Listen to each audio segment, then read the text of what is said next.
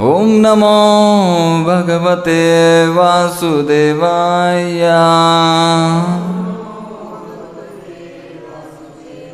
ओम नमो भगवते वासुदेवाय।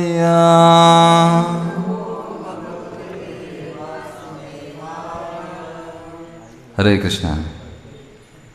तो आज हम चर्चा करेंगे स्कंद 10 भाग चतुर्थ भाग अध्याय 84 श्लोक क्रमांक 51 और 48, 49, 50 ये श्लोक हम पढ़ेंगे, जिसे तात्पर्य नहीं है। तो कृपया 51 नंबर का श्लोक मेरे पीछे दोहराने का प्रयास कीजिए। इजेनु यज्ञं विधिना अग्निहोत्रादिलक्षणे प्राकृतैर्वैकृतैर्यज्ञैर् द्रव्यज्ञानाक्रियेश्वरम् इजेनु यज्ञं विधिना अग्निहोत्रादिलक्षणे प्राकृतैर्वैकृतैर्यज्ञैर् द्रव्यज्ञानाक्रियेश्वरम् इजेनु यज्ञं विधिना अग्निहोत्रादिलक्षणे प्राकृतैर्वैकृतैर्यज्ञैर् द्रव्यज्ञानाक्रियेश्वरम्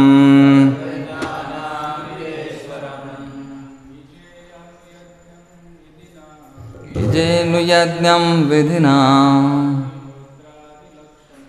अग्निहोत्रादिलक्षणे प्राकृतैर्वैकृतैर्यज्ञैर् द्रव्यज्ञानाक्रियेश्वरम्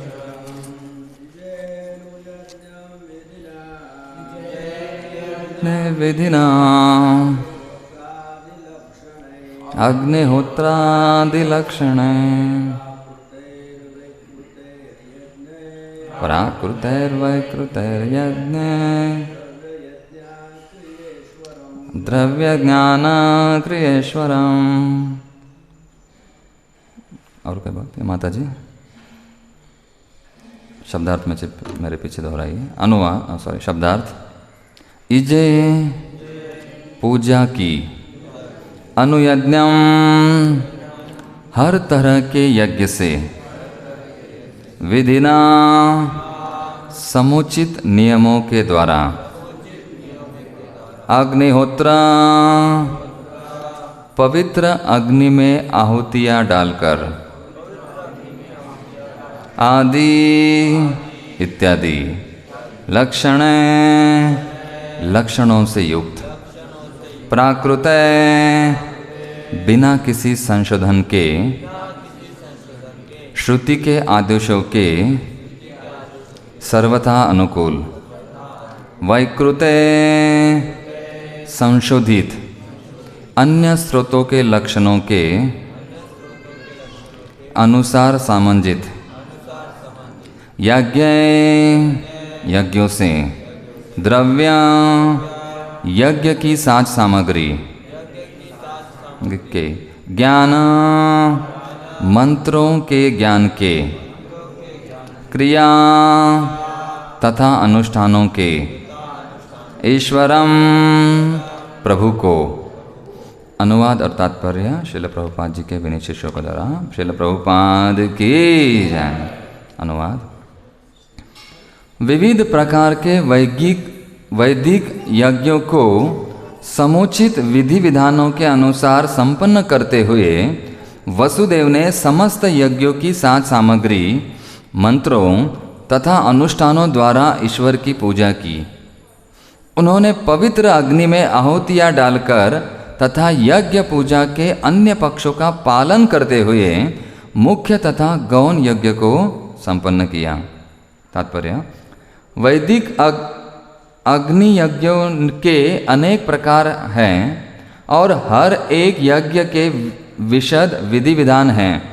वैदिक श्रुति के ब्राह्मण अंश में केवल कुछ एक विशिष्ट यज्ञों का पदशः उल्लेख मिलता है, यथा ज्योतिष्टम तथा दर्श पूर्णमास यज्ञ। ये प्राकृत या मूल यज्ञ कहलाते हैं। अन्य यज्ञों का विस्तृत विवरण मीमांसा शास्त्र के कड़े नियमों के अनुसार इन प्राकृत आदेशों के ही ढांचे से प्राप्त किया जाता है, क्योंकि अन्य यज्ञ प्राकृत यज्ञों के आधार पर प्राप्त किए जाते हैं, इसलिए वे वैकृत अर्थात परिवर्तित कहलाते हैं। ओम अज्ञानतिमिरन्धस्य ज्ञानाञ्जनशलाकया चक्षुरोन्मीलितं येन तस्मै श्रीगुरवे नमः। श्रीचैतन्यमनोभीष्टं स्थापितं येन भूतले स्वयं रूपा कदा मह्यं ददाति स्वपदान्तिकं। नमो ओं विष्णुपादाय कृष्णपृष्ठाय भूतले श्रीमते भक्तिवेदान्त स्वामिनिति नामिने। नमस्ते सारस्वते देवे गौरवाणी प्रचारिणे निर्विशेषा शून्यवादी पाश्चात्यदेशतारिणे। वाञ्छाकल्पतरुभ्यश्च कृपा सिन्धुभ्यैव च पतितानां पावनेभ्यो वैष्णवेभ्यो नमो नमः। जय श्री कृष्ण चैतन्य प्रभु नित्यानंद श्री अद्वैत गदाधर श्रीवासादि गौरभक्तवृंद। हरे कृष्णा कृष्णा कृष्णा हरे हरे, हरे राम राम राम हरे हरे। हरे कृष्णा। सभी भक्तों का आशीर्वाद चाहता हूँ ताकि हम कुछ चर्चा कर सकें। श्रीमद् भागवतम यहाँ पर कुरुक्षेत्र में ऋषियों के उपदेश, और जैसे हम कल ही परसों सुने हैं कि किस प्रकार से आदान प्रदान हो रहा है रानियों के बीच में, ऋषियों के बीच में, या भगवान के पिताजी वसुदेव जी, वो कुछ दोनों में आदान प्रदान हो रहा है। यहाँ पर उसका वर्णन हो रहा है और किस प्रकार से वो अभी यज्ञ करने जाएंगे या किस प्रकार से वो तैयारियाँ कर रहे थे। तो यहाँ पर हम पढ़ेंगे श्लोक पहले 48, वहाँ से पढ़ेंगे। ताभीर दुकुलवलय हरि नुपुर कुंडले स्वलंकृता भिवीर बभो दीक्षितो जीन संवृता। वसुदेव ने अपनी पत्नियों के साथ साथ दीक्षा ग्रहण की। उनकी पत्नियां रेशमी साड़ियाँ पहने थी और चूड़ियों, हारों, पायलों तथा कुंडलों से सजी थी। वसुदेव का शरीर मृग चर्म से ढका था, जिससे वे खूब शोभायमान हो रहे थे। वर्णन कर रहे हैं यहाँ पर किस प्रकार से वसुदेव की कितनी पत्नियाँ थी? 18 पत्नियाँ थी। उनमें से 6 तो बहनें थी, मतलब 12 पत्नियाँ और एक परिवार के 6, इस प्रकार से 18 पत्नियाँ थी। तो उनके नाम भी पिछले वाले श्लोक में दिए हैं, श्लोक ही दिया है, भागवतम से उल्लेखित किया हुआ है। 49 तस्यत्विर्जो महाराज रत्न कौशेयवाससा ससदस्या विरेजुस्ते यथा वृत्राहणोध्वरे। हे महाराज परीक्षित, रेशमी धोतिया पहने तथा रत्न जटित आभूषणों से युक्त वसुदेव के पुरोहितगण तथा सभा के कार्यकर्ता सदस्य इतने तेजवान दिख रहे थे, मानो वे वृत्र के मारने वाले इंद्र की यज्ञशाला में खड़े हो। यहाँ पर वर्णन किया जा रहा है कि किस प्रकार से जो पुरोहित होता या ब्राह्मण जो भी है यज्ञकर्ता, वो किस प्रकार से वहाँ बैठे थे, खड़े थे और कैसे तेजवान दिख रहे थे। इस प्रकार जैसे वृत्र को मारने के समान इंद्र यज्ञशाला में खड़े हुए थे, तेजवान दिख रहे थे। 50 तदा रामश्च कृष्णश्च स्वैर्बन्धुभिरन्वितौ रेजतु स्वसुतैर्दारैर्जीवेशौ स्वविभूतिभिः।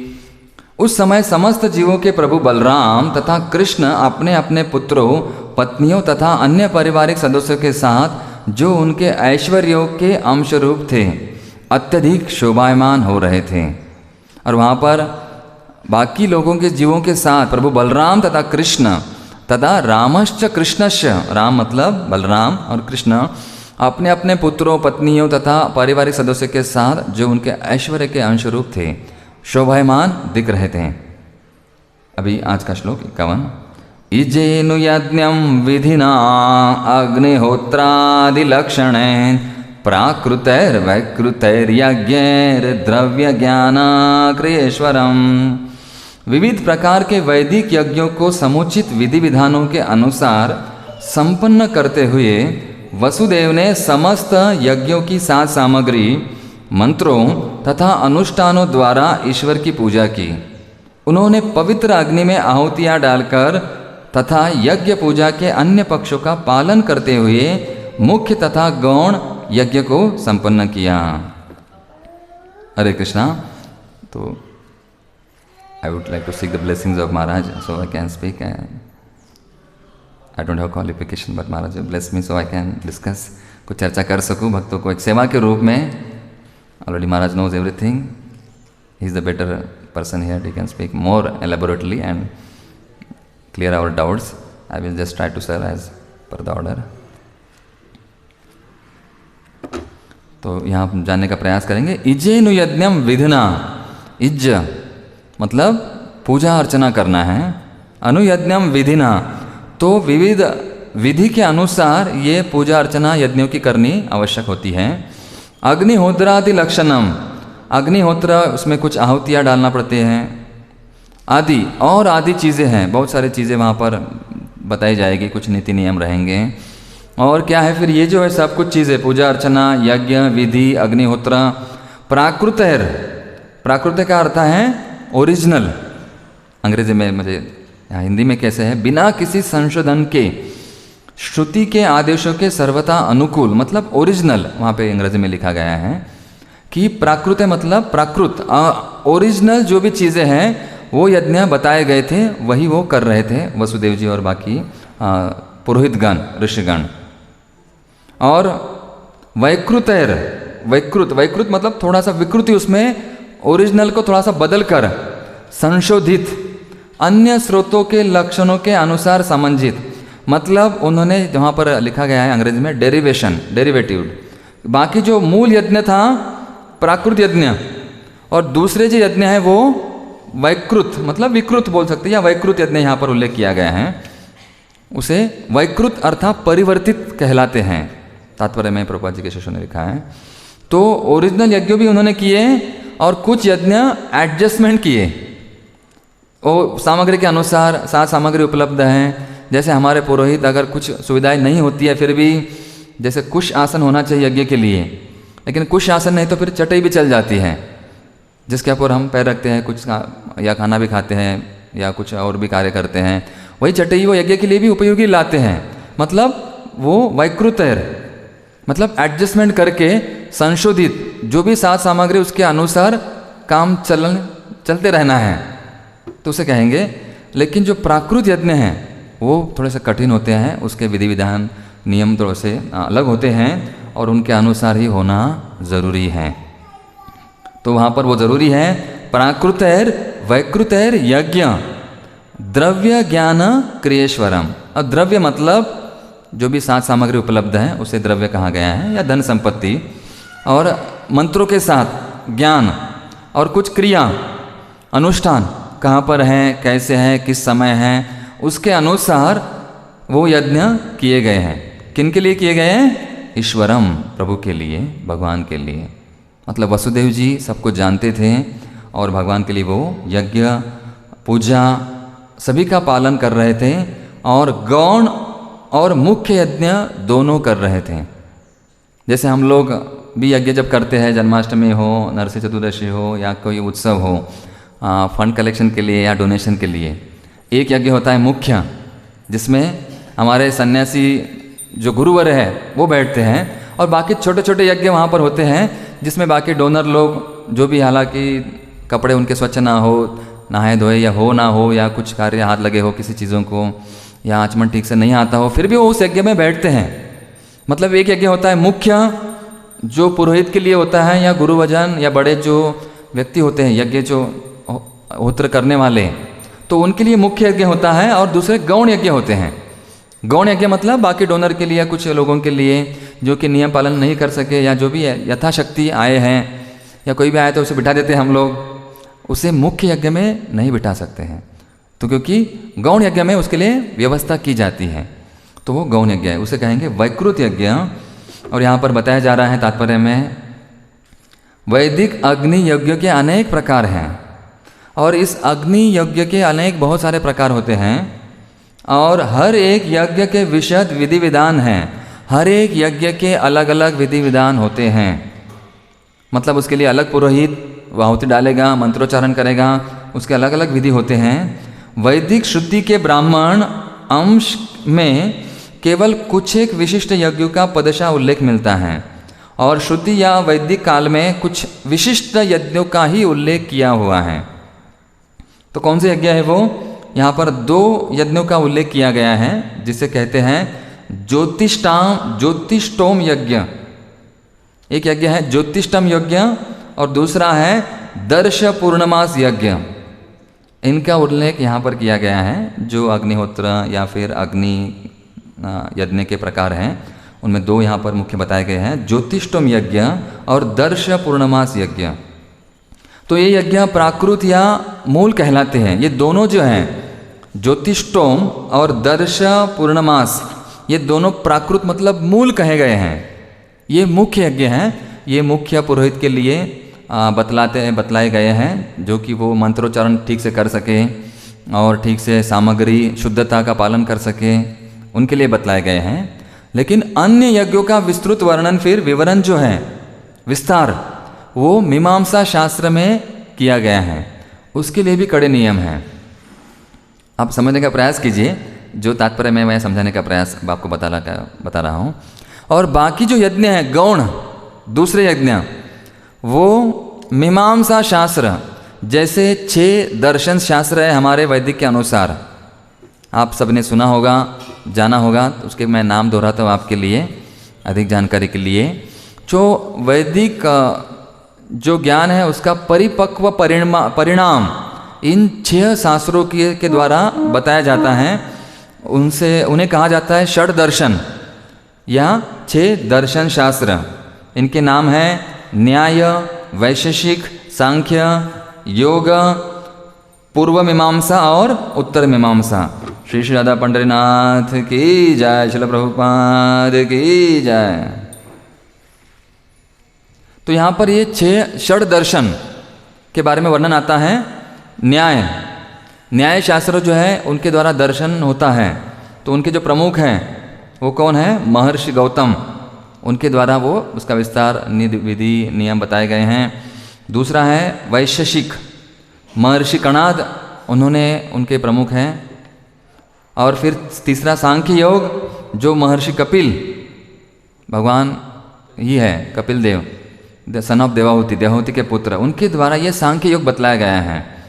और फिर चौथा है योग, जिसे हम योगा कहते हैं, वो महर्षि पतंजलि, ओरिजिनल प्राकृत पतंजलि, वो है महर्षि पतंजलि के द्वारा योग बतलाया गया है, जिसमें अष्टांग योग है ना, हठ योग भी कहा जाता है।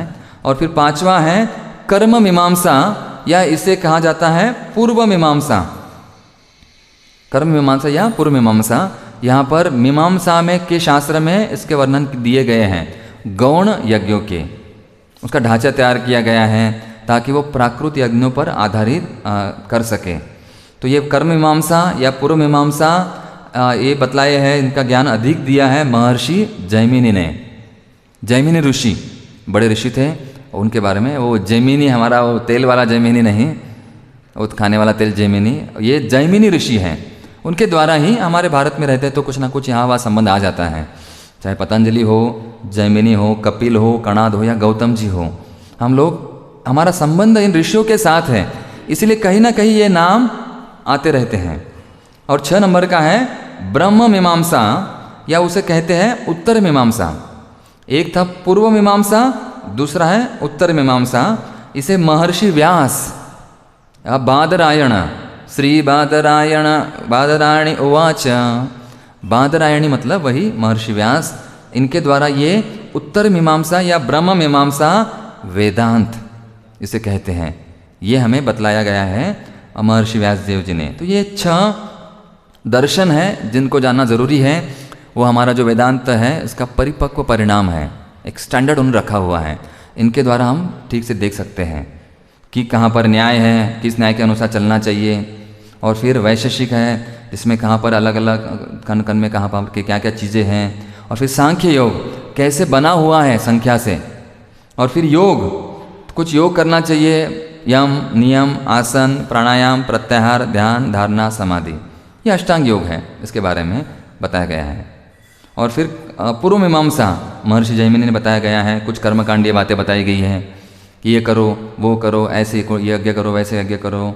और फिर महर्षि व्यासदेव जी ने भक्तों के लिए खास करके ये ब्रह्म मीमांसा, तो कौन सा ये ब्रह्म मतलब अथा तो ब्रह्म जिज्ञासा।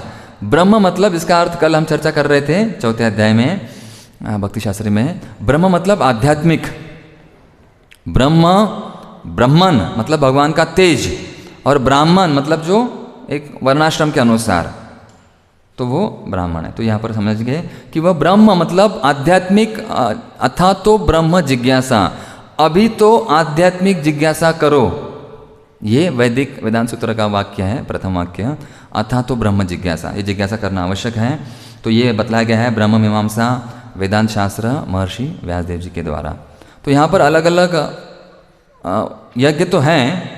और आखिरी वाक्य देखिए तात्पर्य का, क्योंकि अन्य यज्ञ प्राकृत यज्ञों के आधार पर प्राप्त किए जाते हैं, इसलिए वे वैकृत, प्राकृतैर वैकृतैर यज्ञैर द्रव्य ज्ञान क्रियेश्वरम, द्रव्य ज्ञान और क्रिया सात सामग्री, इनसे क्या होता है प्राकृत मुख्य, फिर वैकृत गौण, और बाकी यज्ञ आदि वो किए जाते हैं। एडजस्टमेंट किया जाता है देश कालादि के अनुसार, देश काल और पात्र के अनुसार। जैसे हमने चर्चा किया मुख्य यज्ञ गुरुजन के लिए होता है, बाकी यज्ञ वो वैकृत है या इतर होते हैं दूसरों के लिए। और इसलिए वे वैकृत अर्थात परिवर्तित मतलब डेरिवेटिव अलग अलग बनाए गए हैं। यह आपको ज्ञान देने का प्रयास किया हमने इस श्लोक के टिप्पणी के अनुसार। लेकिन भगवत गीता में भगवान स्वयं क्या कहते हैं वो हम देखेंगे, कल ही हम चर्चा किए हैं। इसमें बहुत सारी चीज़ें प्रभुपाद जी ने स्पष्ट किए हैं। ये है भगवत गीता 4था अध्याय 42वां श्लोक। इसमें स्पष्ट रूप में प्रभुपाद जी ने तात्पर्य में बताया है कि बहुत सारे यज्ञ हैं। कुछ यज्ञ आत्मज्ञान के लिए होते हैं और कुछ यज्ञ आत्मबोध या फिर भगवान के विषय में जानने के लिए होते हैं। तो यहाँ पर देखिए अलग अलग विविध यज्ञ कौन कौन से हैं। ये देखिए 4था अध्याय भगवत गीता का 42वां श्लोक के तात्पर्य में प्रभुपाद जी ने सब कुछ बताया हुआ है। यह कृष्ण भावनामृत विविध कौन से यज्ञ हैं, केवल नाम सुनिए आपकी जानकारी के लिए। देव यज्ञ, ब्रह्म यज्ञ, ब्रह्मचर्य यज्ञ, गृहस्थ यज्ञ, इंद्रिय संयम यज्ञ, योग साधना यज्ञ, तपस्या यज्ञ, द्रव्य यज्ञ, स्वाध्याय यज्ञ, वर्णाश्रम धर्म में भाग लेकर जागरूक किया जा सकता है। तो हर एक व्यक्ति को सेवा में लगाने के लिए भगवान ने स्वयं चातुर्वर्ण्य मया सृष्टम, ये अलग अलग यज्ञों का वर्णन भगवत गीता में किया है ताकि सभी लोग जुड़ सकें, कुछ ना कुछ यज्ञ कर सकें। चाहे देव यज्ञ, ब्रह्म यज्ञ, ब्रह्मचर्य यज्ञ या योग साधना यज्ञ, तपस्या यज्ञ या स्वाध्याय, ब्रह्मचारी के लिए स्वाध्याय यज्ञ वो भी कर सकते हैं, पठन, श्रवण, भजन, पूजन, कीर्तन। तो ये भी हम लोग कर सकते हैं कि ताकि हम लोग सेवा में जुड़ सके, भगवान से संबंध प्राप्त कर सके। और भगवान से संबंध प्राप्त हुआ मतलब आनंद ही आनंद है। कृष्ण प्यारे से जिनका संबंध है, हर घड़ी आनंद ही आनंद है। जिनका भगवान से संबंध है उसको आनंद ही आनंद है, और वो भगवान आनंद के स्रोत हैं। तो हम यज्ञ को नहीं टाल सकते हैं। इसके बारे में और अधिक वर्णन भी 18वां अध्याय 5वां श्लोक उसमें बताया गया है। प्रसिद्ध श्लोक है, यज्ञ दान तप कर्म न त्याज्यम कार्यमेव तत्, यज्ञोदानम तपश्चैव पावनानि मनीषिणाम। यहाँ पर बताया गया है यज्ञ, दान तथा तपस्या के कर्मों का कभी भी परित्याग नहीं करना चाहिए। उन्हें अवश्य संपन्न करना चाहिए। निस्संदेह यज्ञ, दान तथा तपस्या महात्माओं को भी शुद्ध बनाते हैं। पावनानि मनीषिणाम, जो बड़े बड़े मनीषी हैं, ऋषिगण हैं, महात्मा हैं, उनको भी यज्ञ, दान और तप शुद्ध कराते हैं। तो ये है, तो इसलिए टालना नहीं चाहिए, ये ज़रूरी है, आवश्यक है। इसीलिए यहाँ पर वसुदेव जी अपने सभी परिवारों के साथ कर रहे हैं यज्ञ। और कैसा वर्णन किया है इनका, देखिए, अपनी पत्नियों के साथ दीक्षा ग्रहण की, वहाँ पर अनुग्रह लिया, और फिर रेशमी साड़ियाँ, चूड़ियाँ, हारों, पायलों, कुंडलों, मृगचर्म से ढके शोभायमान बहुत सुंदर दिख रहे थे। तो जब भी यज्ञ करने आना है तो इस प्रकार से हमें सज धज कर हम यज्ञ कर सकते हैं। पूरे आनंद के साथ और प्रसन्नता के साथ यज्ञ करना चाहिए। और फिर रेशमी धोतियाँ, रत्न जड़ित आभूषण, ऐसे करते करते फिर वहाँ कृष्ण बलराम भी थे अपने पुत्रों, पत्नियों, सभी साथियों के साथ, और सभी कुछ शोभायमान, सब चमक रहा था। तो इसी प्रकार जैसे भक्त लोग सुबह आते हैं, सुबह के हमारा यज्ञ होता है मंगल आरती, है ना, सज धर कर, धोती कुर्ता पहनकर, तिलक लगाकर, दाढ़ी कर कर, इस प्रकार से भक्त लोग आते हैं, क्योंकि भगवान के सामने आना है। कोई दूल्हा जैसे सज के आता है, कैसे आता है दूल्हा सज के, सज धज के, है ना, क्योंकि दुल्हन के लिए उसका विकृत है ना, वैकृत है, वो गौण चीज़ों के लिए सज धज के आता है। हमारे तो मुख्य चीज़ यहाँ पर है प्राकृत, भगवान ही है, सबसे परे है भगवान, मुख्य हमारी चीज़ें भगवान ही है, इनके लिए कितना सच कराना चाहिए। तो हमें ये बताते हैं, वही हमारा यज्ञ है। और यहाँ पर बताया गया है कि इस प्रकार से फिर वो उन्होंने यज्ञ शुरू किया, बहुत सारे विधियाँ की, और फिर आगे वर्णन भी आएगा कैसे कैसे फिर उन्होंने कार्य किया, वहाँ पर कौन कौन से राजाएँ आए थे, इसका अधिक वर्णन बाद में फिर अगले वाले श्लोकों में आएगा। और फिर कैसे उन्होंने कैसे किया, एक दूसरे से दृढ़तापूर्वक चर्चा कर रहे थे, और भी वर्णन आगे वाले श्लोकों में आएगा। तो अभी हम थोड़ा चर्चा करेंगे कि हमारे लिए कौन सा यज्ञ ज़रूरी है। सबसे महत्वपूर्ण यज्ञ तो प्रभुपाद जी हर तात्पर्य में बताते रहते हैं, कलैर संकीर तनैर यज्ञ है। क्या यजंती ही सुमेधसा, जो बुद्धिमान व्यक्ति है वो कलयुग में केवल हरिनाम यज्ञ ही करेगा, सबसे आसान है सभी के लिए। कोई भी कभी भी किसी भी वक्त कहाँ पर भी कैसे भी कर सकता है। तो इसीलिए प्रभुपाद जी ने खास करके अगले महीने विश्व हरिनाम महोत्सव होगा, world holy name week festival मनाया जाता है। उसीलिए ये कला और संकीर्तन यज्ञ प्रायर, ये मुख्य हमारे लिए यज्ञ होना चाहिए। हरे कृष्णा कृष्णा कृष्णा हरे हरे, हरे राम राम राम हरे हरे। ये सबसे बड़ा यज्ञ है, क्योंकि यही मंत्र उच्चारण, बाकी मंत्रों में त्रुटियां हो सकती हैं। हम जैसे भक्तों को कहते हैं श्लोक याद करो, एक दो श्लोक याद करने के लिए मुश्किल जाता है, तो बड़े बड़े मंत्र कहाँ से उल्लेख करेंगे। स्वाहा इदम वरुणाय स्वाहा इदम नमः, इदम चंद्राय स्वाहा इदम नमः। ये बड़े मंत्र तो मैंने संक्षिप्त में बताया है, कई सारे मंत्र होते हैं, कितने याद रखेंगे। तो ये बहुत मुश्किल है कलयुग में। तो हरे कृष्ण मंत्र सबसे आसान है, चाहे कुछ भी हो, कहीं भी हो, कहाँ कोई भी व्यक्ति इसे ले सकता है। ये यज्ञ सबसे महत्वपूर्ण है, ये समझ सकते हैं हम लोग। और जैसे यहाँ पर वसुदेव जी सच धज के आए थे अपने सभी संबंधियों के साथ, परिवारों के साथ, तो वैसे भी हमें कुछ कार्य करना चाहिए। जो भगवान का जन्मदिन आ रहा है, भगवान का प्राकट्य दिन आ रहा है, गोकुलाष्टमी, जन्माष्टमी, और हमारे गौड़ी वैष्णव के लिए विशेष करके ये सबसे महत्वपूर्ण दिन है, सबसे बड़ा उत्सव होता है जन्माष्टमी। क्योंकि जिनका हम नाम हर दिन जप रहे हैं, जिनकी सेवा हर दिन कर रहे हैं, हर दिन उनके बारे में ही हमारी सभी जो चीज़ें हैं, कार्य हैं, द्रव्य हैं, ज्ञान है या क्रिया है, उनसे संबंधित ही है। क्योंकि सबसे बड़ा उत्सव इस्कॉन में हो या कृष्ण भक्तों के लिए जन्माष्टमी ही है। जिसे प्रभु जी कहते हैं ये केवल भगवान कृष्ण का जन्मदिन नहीं है, तो ये पांडुरंग विट्ठल भगवान जो कृष्ण है उनका भी जन्मदिन है। तो उनके लिए कितनी तैयारी करनी चाहिए, तो बहुत तैयारी करना आवश्यक है। तो एक छोटे से गीत में तुकाराम महाराज कहते हैं, गोकुळीच्या सुखान अंत पार नाही लेखा, गोकुळीच्या सुखान। थोड़ा हम तैयारी करेंगे, अपनी मानसिकता बढ़ानी है, धीरे धीरे हम जाना है। कुछ ही दिन में भगवान का ये जन्मदिन आने वाला है, तो ये गीत थोड़ा सा गाते हैं। गोकुळीच्या सुखा अंत पार नाही लेखा, गोकुळीच्या सुखा अंत पार नाही लेखा, गोकुळीच्या सुखा। बाळकृष्ण नंदा घरी, बाळकृष्ण नंदा घरी, आनंदल्या नर नारी, आनंदल्या नर नारी। देखिए सब लोग प्रसन्न हो रहे हैं क्योंकि भगवान जो है बालकृष्ण नंदा के घर, नंद के घर आनंद भयो वहाँ पर अभी आने वाले हैं।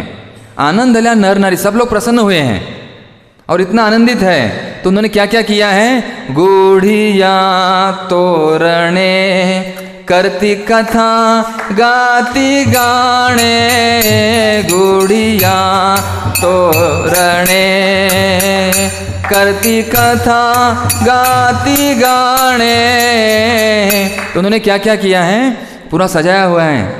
गुड़ी पताका, गुड़ी जो भी है, कलश रखे हुए हैं और तोरण सजाया हुआ है। अम्बे जो भी है, आम के पत्ते या कोई चीज़ें उनसे सजाया हुआ है। केले के वृक्ष हैं या फूल है, फल है, अलग अलग वहाँ पर रखे गए हैं द्वार पर। या सभी घरों वाले स्वागत कर रहे हैं रंगोली के द्वारा। करती कथा गाती गाने, और कथाएं कर रहे हैं। अलग अलग जगह भगवान की कथाएं हो रही हैं। जैसे बलराम पूर्णिमा से लेकर जन्माष्टमी तक अलग अलग जगह कथा हो रही है। ऑनलाइन हो, ऑफलाइन हो या कुछ भी हो, लेकिन भक्त लोग कथा गाने गा रहे हैं। तू कमाणे छंदे एणे वेधीले गोविंदे, तू कमाणे छंदे एणे वेधीले गोविंदे, गोकुळीच्या सुखा अंत पार नाही लेखा, गोकुळीच्या सुखा। तो गोकुल में ये सुख वहाँ पर हो रहा है। क्यों हो रहा है इतना आनंद? क्योंकि भगवान प्रकट होने वाले हैं जो आनंद के स्रोत हैं। आनंद कंद, केवल आनंद कंद। अगर हमें भी आनंद चाहिए तो फिर क्या करना चाहिए? भगवान से संबंध। कृष्ण प्यारे से जिनका संबंध है, हर घड़ी आनंद ही आनंद है।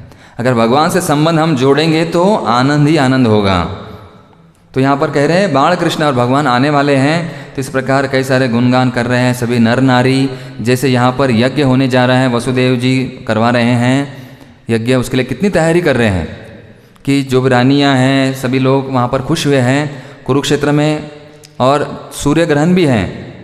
तो उसी प्रकार हमारे लिए तो सबसे ग्रह कृष्ण ग्रह ग्रहितात्मा, सबसे बड़े ग्रह कौन है हमारे लिए?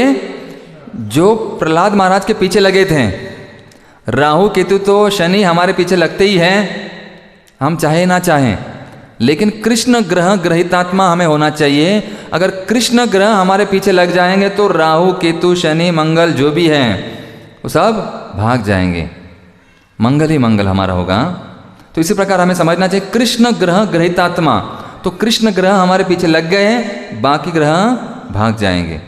लेकिन कृष्ण ग्रह लगने के लिए क्या करना चाहिए? कुछ ना कुछ तो प्रयास करना चाहिए। तो सबसे बड़े भगवान का कथा, गान, नाट्य, गुणगान या नाम जप, भजन, पूजन, ये हमें करना ज़रूरी है भगवान के स्वागत के लिए। और उसी भगवान के प्राकट्य के पहले पूर्व पूर्णिमा के दिन, जिस दिन पूरा चंद्र होता है, पूर्ण चंद्र होता है, उस दिन बलराम जी प्रकट हुए जो आदि गुरु कहलाते हैं। और बलराम जी ने फिर क्या किया? बलराम जी ने पूरी तैयारी की। किसके लिए? अपने भ्राता कृष्ण कन्हैया, दाऊ जी का भैया कृष्ण कन्हैया। तो दाऊ जी ने पूरी तैयारी की अपने छोटे भाई आने के लिए। तो इसलिए वो प्रकट होते हैं पहले पूर्णिमा के दिन, बलराम पूर्णिमा। और फिर पूर्णिमा से धीरे धीरे क्या होता है? चंद्र अपना चेहरा छुपाने लगता है। और अष्टमी, और फिर कौन आते हैं? क्योंकि बड़े चंद्र कृष्ण चंद्र भगवान के जाए, कृष्ण चंद्र आने वाले हैं। इसलिए चंद्र अपना चेहरा छुपा लेता है, क्योंकि भगवान के पीछे, क्योंकि जो पूर्ण रूप है ना कृष्णचंद्र, रामचंद्र, तो जय गौरचंद्र, ये सब चंद्र आने वाले हैं, इसीलिए अष्टमी के दिन ही भगवान प्रकट होते हैं। और फिर बलराम जी ने क्या क्या किया? बलराम जी ने तो बहुत सारे चीज़ें वहाँ पर की हैं, वहाँ पर आदि गुरु कहलाते हैं। आदि गुरु की कृपा हमारे ऊपर जब होती है तो फिर कृष्ण हमारे हृदय में प्रकट होते हैं। और फिर वहाँ पर आने के पश्चात अलग अलग वहाँ पर असुरों का वध किया, उनके 6 पुत्र का वध हुआ। और 6 पुत्र के बारे में उनके नाम आपको बतलाएंगे। तो 6 पुत्र कोई साधारण व्यक्ति नहीं थे, वो 6 जो पुत्र हैं वो पहले बड़े देवता थे। यहाँ पर वर्णन आता है, उनके नाम आपको बताता हूँ मैं। 6 पुत्र कौन कौन से थे? उनको लगभग 2-3 बार जन्म लेना पड़ा। उनके माता पिता कई बार बदल गए। क्यों? उन्होंने क्या गलती की थी? तो एक बार वो जो बड़े देवताएं थे, उनका नाम मैं पहले बताता हूँ आपको। इनके नाम इस प्रकार हैं, इसे यहाँ पर कंडीशन सोल या बद्ध जीवात्मा कहा गया है। बड़े वो देवता थे, उनका नाम है स्मर, उद्गिथ, परिष्वंग, पतंग, क्षुद्राभृत और गृणी। इस प्रकार से इनके नाम हैं। वो बड़े देवता थे और मरीचि के पुत्र थे। मरीचि ऋषि इनके पहले पुत्र थे, वो 6 पुत्र। और उनकी माता का नाम उर्ना और पिता का नाम मरीचि था। वो देवता थे और बहुत शक्तिशाली थे। लेकिन एक बार क्या हुआ, ब्रह्मा जी जब अपने ही पुत्र के प्रति आसक्त हो गए, तो भगवान की लीलाएं भगवान दिखाते हैं कि सबसे श्रेष्ठ भगवान कृष्ण ही हैं। क्योंकि शिव जी भी इस प्रकार से कार्य करते हैं, अलग कार्य करते हैं। कुछ और जगह मोहिनी के रूप के प्रति आकर्षित हो जाते हैं। जैसे ब्रह्मा जी यहाँ कुछ कार्य अलग कार्य करते हैं, अपने पुत्री के प्रति आकर्षित होते हैं। तो ये देखकर ये जो देवता वहाँ पर उस सभा में थे, वहाँ पर थे, तो हंसे और फंसे। तो फंस गए वो। तो उन्होंने एक कार्य किया, ब्रह्मा जी, उन्होंने जाना नहीं कि ये भगवान के पुत्र हैं और भगवान की बड़ी सेवा कर रहे हैं, इनके ऊपर हंसना नहीं चाहिए। हंसे और फिर फंस गए। भगवान की लीला है, तो भगवान दिखाते वो हंसे। और फिर उनको ब्रह्मा जी ने उनको फिर इस प्रकार से नाराज हो गए और फिर उनको श्राप मिला। और फिर बाद में उन्होंने अलग अलग जन्म लिए। तो पहले उनके पिताजी मरीचि बने, तो बाद में वो हिरण्यकशिपु के पुत्र बने। तो हिरण्यकशिपु के पुत्र बनने के पश्चात फिर उनको कालनेमी के पुत्र बने और फिर वसुदेव जी के पुत्र बने। तो देखिए 3 बार उनको घुमाया गया। क्यों? एक ही बार हंसे और 3 बार फंसे हो। तो हमें समझना चाहिए यहाँ पर। फिर वो मरीचि के पुत्र थे, देवता के नाम आपको बतलाए हमने। फिर बाद में हिरण्यकशिपु के पुत्र बने। योग माया ने फिर उनको क्या किया, हिरण्यकशिपु के घर में डाल दिया। हाँ, देवकी के घर में डालने से पहले, और वहाँ पर उनका वध हुआ। फिर बाद में वो फिर से कालनेमी के पुत्र बने, क्योंकि उनको वरदान मिला था कि आपकी हत्या कोई और कुछ नहीं करेगा। जैसे हिरण्यकशिपु ने वरदान प्राप्त किया था, दिन में नहीं, रात में नहीं, सुर नहीं, असुर नहीं, ये नहीं, वो नहीं। तो क्या किया फिर? नरसिंह भगवान ने बराबर ढूंढ के निकाला। जो कितना होशियारी हिरण्यकशिपु ने दिखाई। तो उसी प्रकार यहाँ पर उनकी हत्या कोई और नहीं कर सका। तो फिर उनके ही पिताजी के द्वारा फिर कालनेमी के पुत्र बने। और फिर कालनेमी कौन बने? कंस बने। और ये 6 पुत्र फिर देवकी के गर्भ में उन्होंने प्रवेश किया, क्योंकि और कोई उनकी हत्या नहीं करने वाला था। तो उनके ही पिताजी फिर कंस ने, कालनेमी जो पहले पूर्व जन्म में थे, उन्होंने ही, कालनेमी ने फिर इनकी हत्या, अपने ही पुत्र की हत्या की। ये भगवान की योजना के अनुसार इसका संबंध पहले था। और फिर उनके नाम क्या हुए? कालनेमी के 6 पुत्र, उनके नाम हैं हंस, सुविक्रम, क्राथ, दमन, रिपुरमर्दन और क्रोध हंत। ये 6 कालनेमी के पुत्र हैं। पहले 6 मरी के पुत्र थे, ये 6 कालनेमी के पुत्र हैं। और फिर बाद में उन्होंने देव के घर में प्रवेश किया। और फिर बलराम जी आए। बलराम जी के पहले, बलराम जी बड़े भाई थे। फिर उनके पश्चात उन्होंने मतलब सब असुर, सब कुछ साफ सफाई कर दिया। असुर उन्होंने जन्म लिया। फिर बलराम जी आए और बलराम जी के बाद में ही फिर भगवान कृष्ण आए। 7वां गर्भ जो संकर्षण, उस गर्भ से आकर वहाँ से फिर वो वहाँ पर रोहिणी के घर में स्थापित हो गए बलराम जी। और कृष्ण भगवान। तो इस प्रकार से बलराम जी मत का भूमिका क्या है, आदि गुरु है, वो उस 6 असुरों को नष्ट कर देते हैं। तो इस 6 असुरों को जो मरीचि के पुत्र, यहाँ पर कालनेमि के पुत्र, जिसे हम 6 अनर्थ कहते हैं, 6 अनर्थाज है ना, 6 रिपु। तो ये कौन है, काम, क्रोध, लोभ, मोह, मद और मात्सर्य। तो हमारे हृदय में भी ये 6 असुर होते हैं। तो इनका वध करने के लिए बलराम जी का आविर्भाव आवश्यक है। बलराम जी मतलब आदि गुरु। और बलराम जी के हाथ में क्या होता है, नमस्ते तु हलग्राम, नमस्ते मूषलायुध, नमस्ते रेवतीकांत, नमस्ते भक्तवत्सल। नमस्ते हलग्राम, हलधर, जिनके हाथ में हल हैं, जिससे वो हर समस्या का हल दे हैं, ढूंढ निकालते हैं। हलधर, उनके हाथ में हल हैं, और दूसरे हाथ में क्या है, मूषल मतलब गदा है। किसी ने हल से पकड़ते हैं, खींच के लाते हैं, और फिर गदा से क्या करते हैं, जैसे कोई जमीन है उसको पहले है ना जोतना पड़ता है नांगर के द्वारा, तो हल से, क्योंकि कड़क जमीन के ऊपर हम बीज नहीं बो सकते हैं, उगेगा नहीं, पानी भी नहीं अंदर जाएगा, तो इसलिए हल की आवश्यकता है ना। अटका देते फिर चलो और खींचते हैं, और जैसे ही वो फिर पूरा तो निकलता नहीं है, बड़े बड़े पत्थर है ना, बड़े बड़े माटी के वहाँ पर, यहाँ पर आकार होगा, बड़ा बड़ा आकार होगा, तो फिर उसे बारीक करने के लिए उसके ऊपर मारना पड़ता है, बारीक करना पड़ता है। प्लो एंड द मेस दोनों जरूरी है। और फिर उसके पश्चात फिर बाद में भगवान कृष्ण आते हैं, गोपाल कृष्ण भगवान के जय। फिर नंद के घर आनंद भयो, जय कन्हैया लाल की। तो वहाँ पैदल ही जाना है, न हाथी है न घोड़ा है, वहाँ पैदल ही जाना है, इसलिए पदयात्रा की आवश्यकता है।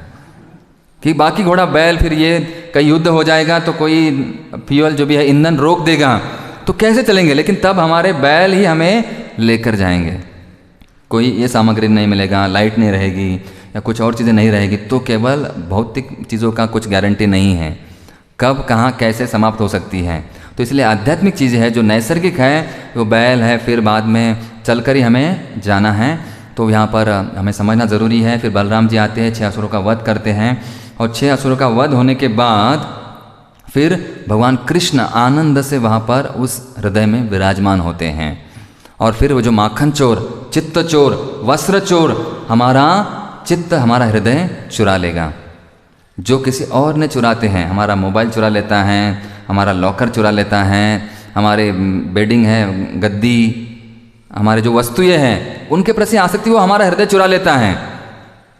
तो एक ही हृदय है, उस भगवान को दे दिया तो और किसी को देने की आवश्यकता नहीं, किसी वस्तु में आसक्ति रखने की आवश्यकता नहीं है, तो भगवान को ही देना है। फिर भगवान चुरा लेते हैं माखन के समान। माखन कैसे होता है, मुलायम होता है, शुभ्र होता है और पवित्र होता है। उसी प्रकार हमारा हृदय अगर शुद्ध हो जाएगा, पवित्र हो जाएगा, मुलायम नरम हो जाएगा, तो भगवान चुराएंगे। यही पूर्णिमा का मतलब जन्माष्टमी के दिन हमें प्रार्थना करनी चाहिए कि भगवान बलराम जी आप प्रकट होइए और हमारे हृदय से जो भी अनर्थ हैं उसे नष्ट कर दीजिए। ये 6 असुर बहुत बड़े बड़े हैं, काम, क्रोध, लोभ, मोह, मत्सर। तो जब हम लेंगे हरि गुरु वैष्णव का संग, तो हम भक्ति में रहेंगे दंग, तो ही मिलेंगे पांडुरंग, पांडुरंग, पांडुरंग। तो इसी प्रकार हमें रहना चाहिए, उस भगवान के भक्ति में, भजन में, पूजन में उनकी तैयारी करनी चाहिए, क्योंकि वही हमारा सबसे बड़ा यज्ञ है, भगवान का नाम लेना, ताकि भगवान प्रकट हो सके हृदय में। और वही भगवान के लिए आसन, जैसे हम भगवान के लिए आसन अच्छी व्यवस्था करते हैं अभिषेक के लिए, तो हमारा हृदय भी एक भगवान के लिए आसन होना चाहिए। तो उसे शुद्ध करना, सजाना, तैयारी करना आवश्यक है। बाहरी नहीं तो कम से कम अंदरूनी हम तैयारी कर सकते हैं। उस भगवान के बारे में जितना जानना उतना ज़रूरी है। पार करेंगे नैया जब भजेंगे कृष्ण कन्हैया। तो हमारी जो नैया है यह अटक गई है, फंस गई है भव सागर में, इसे पार करना है तो केवल कौन करेंगे, कृष्ण कन्हैया, दाऊ जी का भैया पार करेंगे नैया। तो लेकिन जब हम उनका भजन करेंगे तो हरे कृष्णा कृष्णा कृष्णा हरे हरे, हरे राम राम राम हरे हरे। तो जन्माष्टमी महामहोत्सव के जय, गोपाल कृष्ण भगवान के जय। श्री श्री राधा पंडरीनाथ की जय, विठ्ठल रुक्मिणी भगवान की जय, अनंत कोटि वैष्णव वृंद की जय, श्रीमद् भागवत पुराण की जय, परम पूज्य श्री कृष्ण चैतन्य स्वामी महाराज की जय, अनंत कोटि वैष्णव वृंद की जय। निताय निताय निताय निताय निताय गौर प्रेमानंद। किसी का कोई प्रश्न है तो महाराज जी यहाँ पर विराजमान है, आपको उत्तर देंगे। Yes, any question? तो महाराज जी कुछ टिप्पणी ऐड करेंगे। 2 मिनट बाकी हैं। यस महाराज, एनी कमेंट कुछ करेंगे तो Maharaj you want to add something? देखिए महाराज जी ने सुना, मुझे बहुत ही मतलब लग रहा था कि देखो बैठकर सुन रहे हैं, इतनी नम्रता, विशेष I pray to Maharaj so I can develop such a quality है। हरे कृष्णा। श्रीमद् भागवत पुराण की जय, श्रील प्रभुपाद की जय, निताय गौर प्रेमानंद। हरे